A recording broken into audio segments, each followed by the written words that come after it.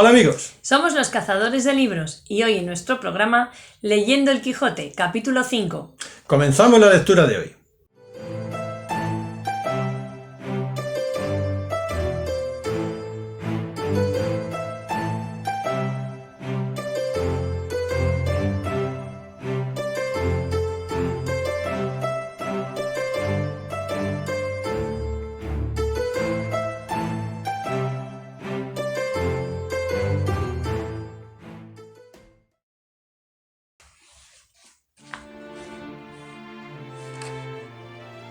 Capítulo 5, donde se prosigue la narración de la desgracia de nuestro caballero.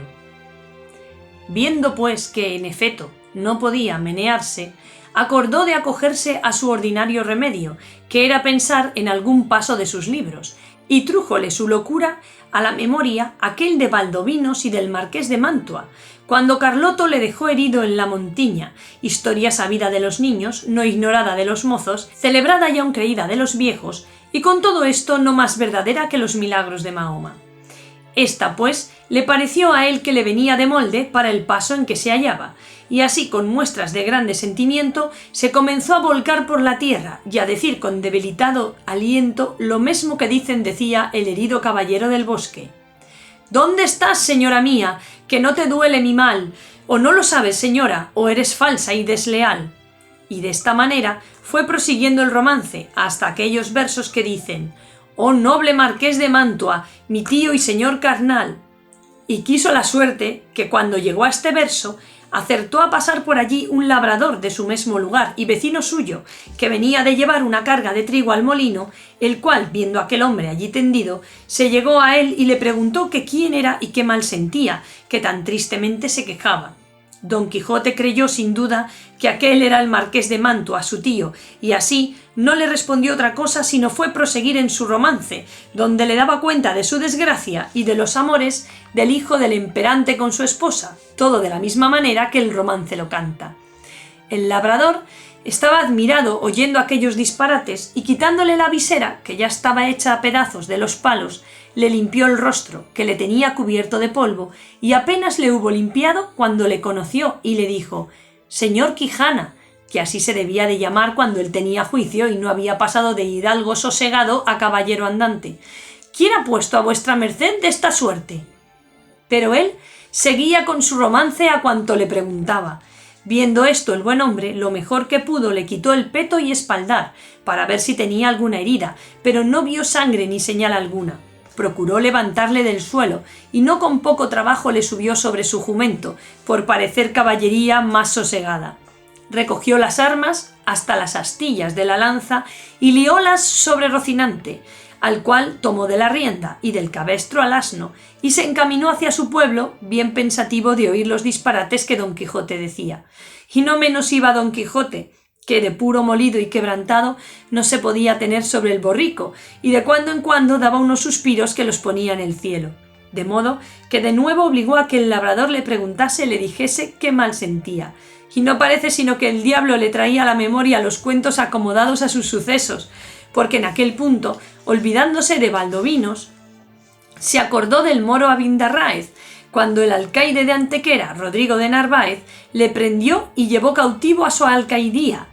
de suerte que cuando el labrador le volvió a preguntar que cómo estaba y qué sentía, le respondió las mismas palabras y razones que el cautivo Abencerraje respondía a Rodrigo de Narváez, del mismo modo que él había leído la historia en la Diana de Jorge de Montemayor, donde se escribe, aprovechándose de ella tan a propósito, que el labrador se iba dando al diablo de oír tanta máquina de necedades.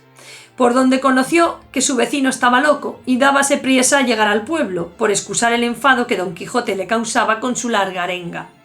Al cabo de la cual dijo: «Sepa vuestra merced, señor don Rodrigo de Narváez, que esta hermosa jarifa que he dicho es ahora la linda Dulcinea del Toboso, por quien yo he hecho, hago y haré los más famosos hechos de caballerías que se han visto, vean y verán en el mundo». A esto respondió el labrador: «Mire vuestra merced, señor, pecador de mí, que yo no soy don Rodrigo de Narváez, ni el Marqués de Mantua, sino Pedro Alonso, su vecino, ni vuestra merced es Baldovinos, ni Abindarráez, sino el honrado hidalgo del señor Quijana». Yo sé quién soy, respondió Don Quijote, y sé que puedo ser, no solo los que he dicho, sino todos los 12 pares de Francia, y aun todos los 9 de la fama, pues a todas las hazañas que ellos todos juntos y cada uno por sí hicieron, se aventajarán las mías. En estas pláticas y en otras semejantes, llegaron al lugar a la hora que anochecía, pero el labrador aguardó a que fuese algo más de noche, porque no viesen al molido hidalgo tan mal caballero. Llegada, pues, la hora que le pareció, entró en el pueblo y en la casa de Don Quijote, la cual halló toda alborotada, y estaban en ella el cura y el barbero del lugar, que eran grandes amigos de Don Quijote, que estaba diciéndoles su ama a voces: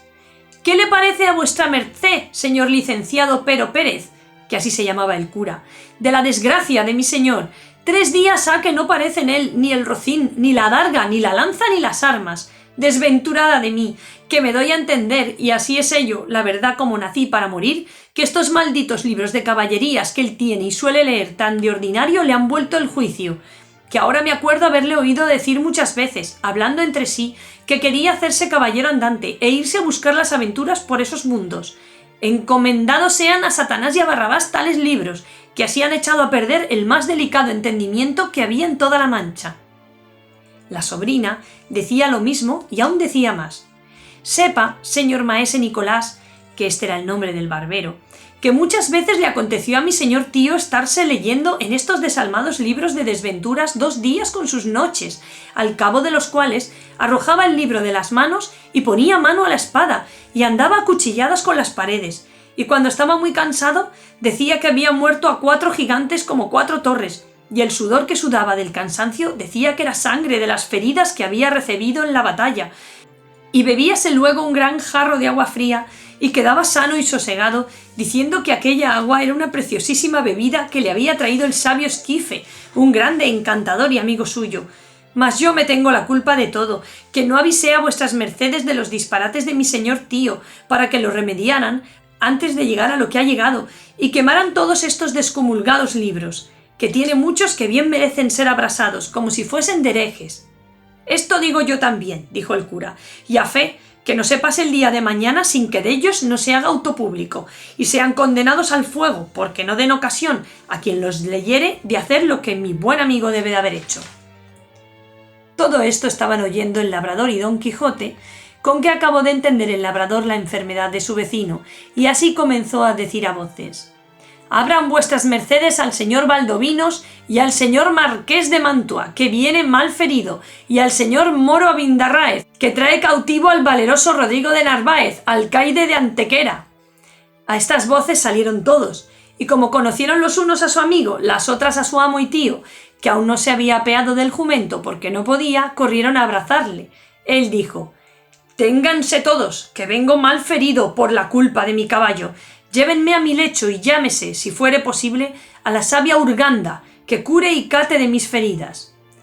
«Mirá, en hora maza», dijo a este punto el ama, «si me decía a mí bien mi corazón del pie que cojeaba mi señor. Suba vuestra merced en buen hora, que sin que venga esa hurgada, le sabremos aquí curar. Malditos, digo, sean otra vez, y otras 100, esos libros de caballerías que tal han parado a vuestra merced». Lleváronle luego a la cama, y catándole las feridas no le hallaron ninguna, y él dijo que todo era molimiento, por haber dado una gran caída con Rocinante, su caballo, combatiéndose con 10 jayanes, los más desaforados y atrevidos que se pudieran fallar en gran parte de la tierra. «Ta, ta», dijo el cura, «jayanes hay en la danza, para mi santiguada que yo los queme mañana antes que llegue la noche». Hiciéronle a Don Quijote 1000 preguntas, y a ninguna quiso responder otra cosa, sino que le diesen de comer y le dejasen dormir, que era lo que más le importaba. Hízose así, y el cura se informó muy a la larga del labrador del modo que había hallado a Don Quijote. Él se lo contó todo, con los disparates que al hallarle y al traerle había dicho, que fue poner más deseo en el licenciado de hacer lo que otro día hizo, que fue llamar a su amigo el barbero maese Nicolás, con el cual se vino a casa de Don Quijote. Bueno, espero que no os hayáis reído mucho con este quinto capítulo. Ha sido, bueno, yo creo que va el libro en crescendo, nos está haciendo sonreír, incluso reír en todas sus partes, y cada vez tenemos más ganas de saber qué es lo que está pasando y qué es lo que va a pasar. Así que os emplazamos para el próximo capítulo, el capítulo 6. En breve, la próxima semana, un capítulo más de Don Quijote de la Mancha. Hasta otro día, amigos. Adiós.